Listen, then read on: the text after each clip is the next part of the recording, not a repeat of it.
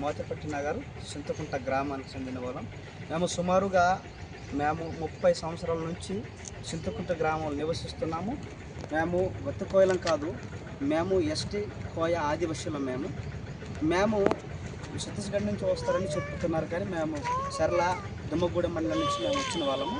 మాకు రోడ్డు లేదండి, మాకు కరెంట్ లేదు, మాకు రోడ్డు కరెంట్ అసలే లేదు.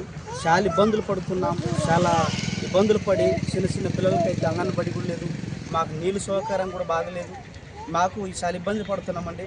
మేము గవర్నమెంట్ ఈరోజు మేము ఐటీ ఆఫీస్కి వచ్చాము. మరి పిఓ గారికి కూడా లెటర్ ఇవ్వడం కూడా జరిగింది. మా సమస్యలను పరిష్కరించాలని, మా బాధలను, మా కష్టాలను పరిష్కరించాలని. మాకు రోడ్డు లేక మొన్న అయితే మధ్యలోనే డెలివరీ అయింది. ఒక మధ్యలో డెలివరీ మోసుకొని తీసుకెళ్తుంటే, జడ్డి పెట్టుకొని మోసుకొని తీసుకెళ్తుంటే మధ్యలో డెలివరీ అయింది. ఇలాంటి పరిస్థితులు మేము ఎదురు చూస్తున్నామండి.